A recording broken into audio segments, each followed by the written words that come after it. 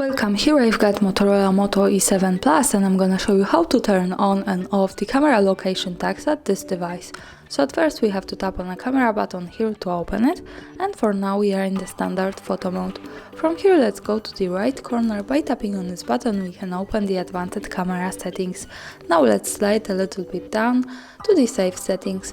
Here at the second place we have the safe location option, so by using this button we can turn it off and turn it on like that. This is how it works here. And also the important information here is that to make it work correctly, when we want to save the actual location of our photo, we have to be connected with the internet, for example the Wi-Fi, and we have to turn on the location of this device. So remember about these two parameters to make it work. Now let me keep turn it on all of these settings, and let's go back to the camera to take a picture. From here let's go to the right corner at the bottom here.